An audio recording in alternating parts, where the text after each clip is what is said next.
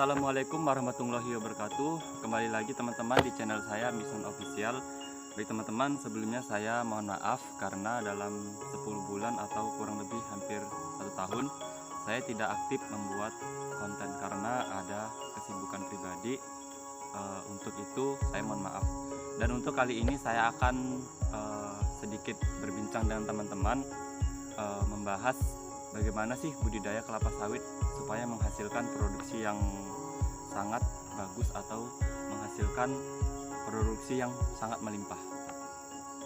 Jadi teman-teman, perkebunan kelapa sawit saat ini sangat menjadi primadonanya usaha di sektor perkebunan. Jadi untuk teman-teman yang memiliki perkebunan kelapa sawit ataupun memiliki plan untuk menanam kelapa sawit, teman-teman harus perhatikan atau ditonton video ini sampai selesai, karena di sini saya akan menjelaskan bagaimana dari saat pembukaan lahan, dari saat pembibitan sampai nanti perawat ataupun penyerangan hama itu, kemudian sampai ke proses pemanenan. Jadi teman-teman ikutin terus video ini sampai selesai. Baiklah teman-teman, untuk poin yang pertama untuk cara budidaya kelapa sawit, yaitu teman-teman harus pastikan syarat tumbuh kelapa sawit. Apa itu syarat tumbuh kelapa sawit? Yang pertama harus memiliki iklim yang tepat dan juga jenis tanah yang bagus. Untuk jenis tanah yang sesuai yaitu 4-6,5 untuk pH tanahnya. Kemudian tanahnya gembur dan tanahnya juga subur. Kemudian untuk iklimnya harus minimal 2.500 sampai 3.000 mm hujan merata sepanjang tahun, ataupun memiliki suhu 25 derajat sampai 27 derajat Celcius. Nah itu dia, jika teman-teman sudah memiliki syarat tumbuh tersebut, nah teman-teman akan memiliki ataupun mempunyai syarat tumbuh kelapa sawit, teman-teman akan pastikan akan tumbuh dengan optimal. Nah apabila teman-teman sudah lahannya memenuhi syarat tumbuh, teman-teman bisa pastikan yang kedua yaitu memilih bibit yang unggul. Nah apabila teman-teman bertanya bagaimana sih ciri-cirinya bibit yang sangat optimal itu, teman-teman bisa pastikan bibit itu memiliki tunas tumbuh yang putih ataupun tunas tumbuhnya itu berwarna putih. Kemudian yang kedua, pastikan daun tunasnya itu melebar bukan menggulung. Kemudian itu memiliki cangkang yang hitam pekat. Kemudian kondisi akar itu 2-3 cm. Setelah teman-teman menggunakan bibit sawit yang unggul, teman-teman juga pastikan untuk jarak tanam kelapa sawit. Untuk jarak tanam kelapa sawit untuk di areal datar itu, pola tanam segitiga sama sisi merupakan pola tanam yang sangat efektif untuk di areal datar. Untuk di areal yang menggunung, teman-teman harus lakukan filler yuling ataupun untuk mempertahankan populasi per hektarnya. Nah untuk di areal datar itu populasi per hektarnya minimal 136 pokok per hektar.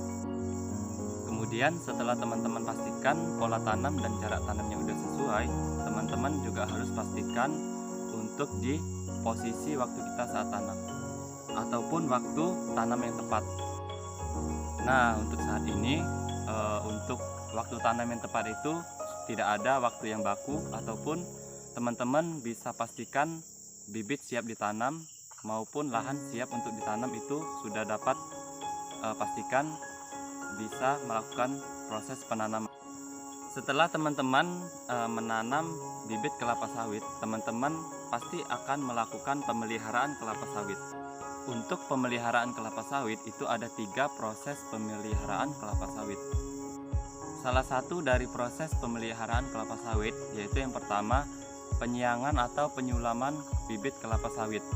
Penyulaman atau penyiangan bibit kelapa sawit ini teman-teman lakukan apabila umur kelapa sawit itu 10-14 bulan.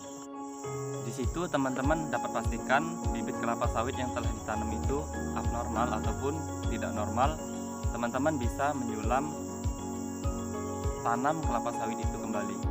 Untuk proses perawatan atau pemeliharaan kelapa sawit yang kedua yaitu dilakukan penyiangan terhadap gulma-gulma yang berada di sekitar kelapa sawit. Nah, untuk itu teman-teman harus pastikan gulma di sekitar kelapa sawit itu tidak meresap nutrisi yang kita berikan kepada kelapa sawit, karena untuk tanah yang sudah subur kita pastikan tadi, harapannya nggak direbut oleh gulma yang berada di sekitarnya. Untuk itu penyiangan ini akan tetap dilakukan. Nah, kemudian untuk proses pemeliharaan kelapa sawit yang ketiga yaitu proses pemupukan kelapa sawit.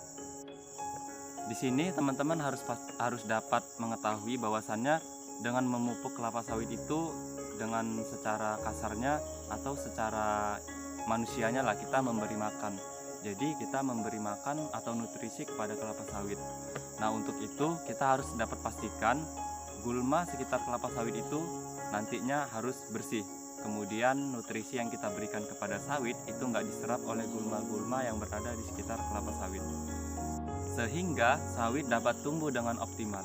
Kemudian poin yang keenam yaitu pengendalian hama dan penyakit pada kelapa sawit. Untuk serangan hama dan penyakit pada kelapa sawit itu merupakan salah satu yang mengganggu pertumbuhan kelapa sawit, sehingga kelapa sawit tidak tumbuh dengan optimal. Untuk itu, untuk memperoleh pertumbuhan kelapa sawit yang optimal, teman-teman harus membasmi tuntas hama dan penyakit pada perkebunan kelapa sawit. Untuk di perkebunan kelapa sawit, kita sendiri sudah mengetahui bahwasannya yang pertama yaitu ada hama tikus. Kemudian untuk itu ada juga hama kumbang tanduk, dan kemudian ada untuk di daun hama ulat api. Ada pula untuk penyakit pada kelapa sawit yaitu yang pertama penyakit akar atau busuk akar, kemudian untuk penyakit pada batang kelapa sawit. Nah, setelah teman-teman pastikan cara tumbuh kelapa sawit sudah tepat, kemudian memilih bibit yang unggul, kemudian memiliki pola dan jarak tanam yang sesuai, dan juga waktu yang tepat, dibarengin dengan pemeliharaan kelapa sawit yang benar, dan juga pemeliharaan dan untuk dihama dan penyakit pada tanaman. Setelah teman-teman pastikan semuanya itu berjalan dengan lancar dari awal sampai akhir, maka teman-teman dapat dipastikan akan memproduksi atau panen kelapa sawit dengan secara optimal. Untuk itu teman-teman bisa pastikan keenam tadi ini bisa teman-teman lakukan dengan baik dan benar. Oke teman-teman, hanya itu saja yang dapat saya sharing pada kesempatan pagi hari ini. Semoga kita semuanya sukses dalam berkebun kelapa sawit.